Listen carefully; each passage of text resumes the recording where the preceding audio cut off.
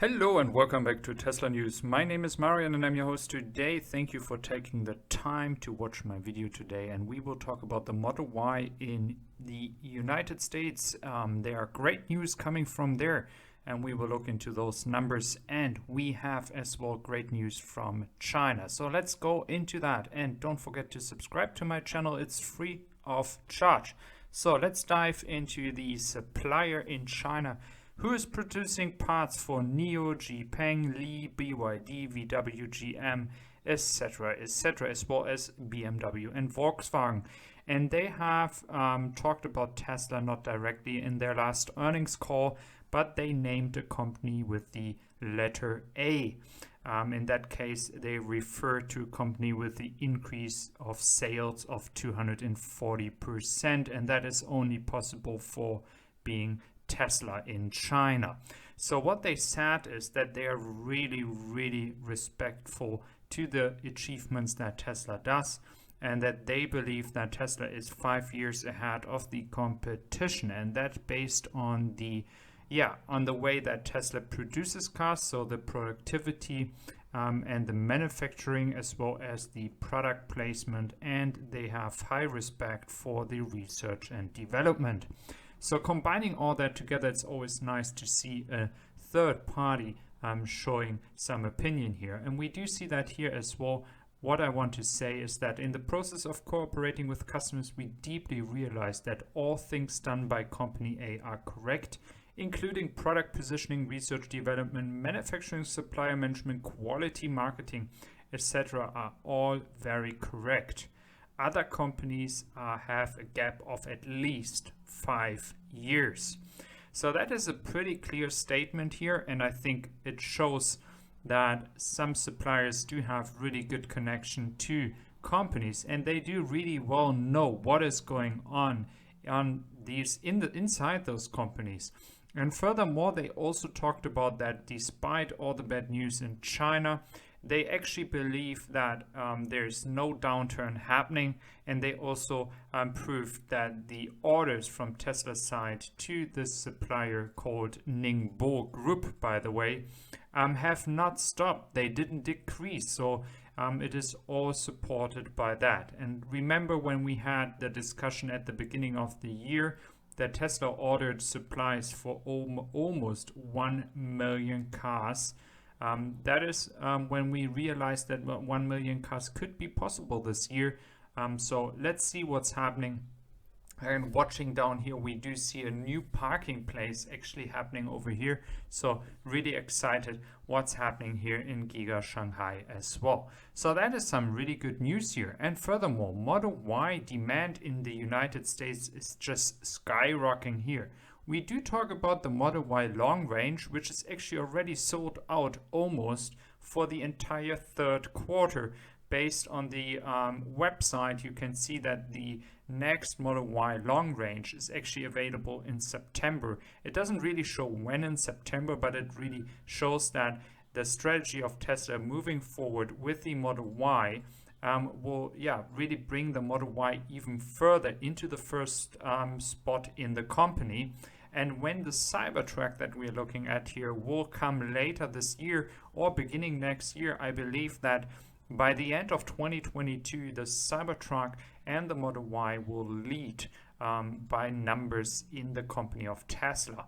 It depends on how far the Model 3 is going to be exported to new places. So we might still see some strong sales in Europe, despite having the Model Y coming to Europe from Giga Berlin very soon. So please let me know down below what you think, how fast the Model Y will take over, and what the second spot will be, if it's going to be retained by Model 3, or if you believe this Cybertruck will actually, by volume and numbers, will take over the second spot.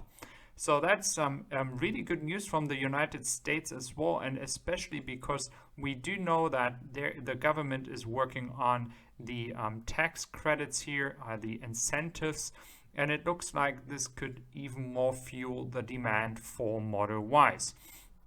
Recently, one user actually shared here on this channel that in the United States, some Model Ys that have been bought, so are used already, are selling above the actual price that is you have to pay for a new Model Y. So this is crazy reselling prices here. This is not going to be sustainable for a long time, but it shows how much people like to have a Tesla Model Y.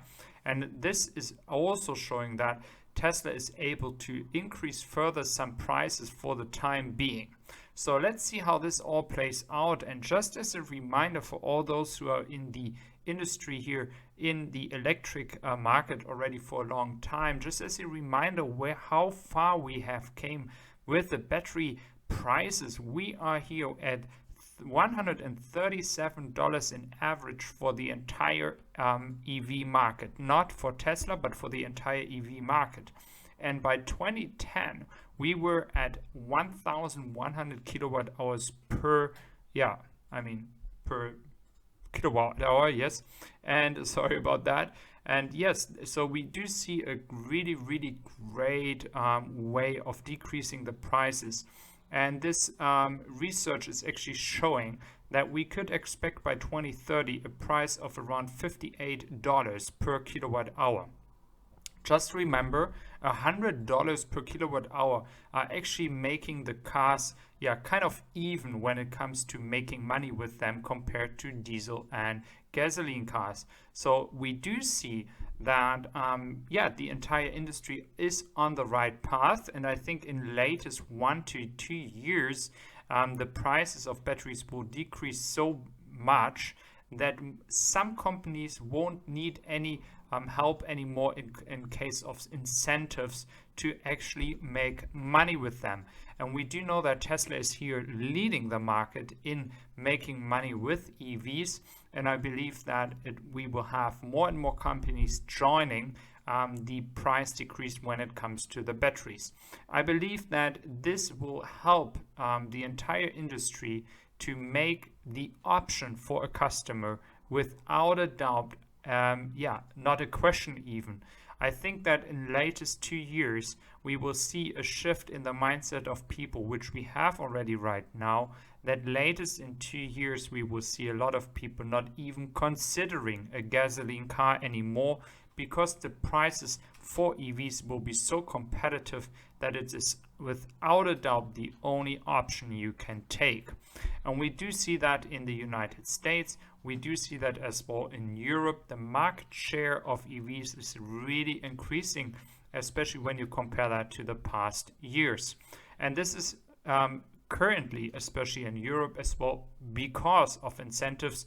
And we do see that as well in the United States now, again supported by incentives.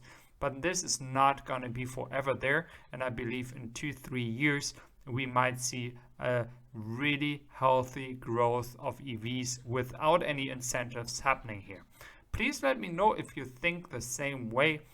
Just put out your opinion down in the comment section. I really appreciate that you took your time and watched the video till here, and I'm really appreciating that. And if you haven't subscribed to my channel, please do so.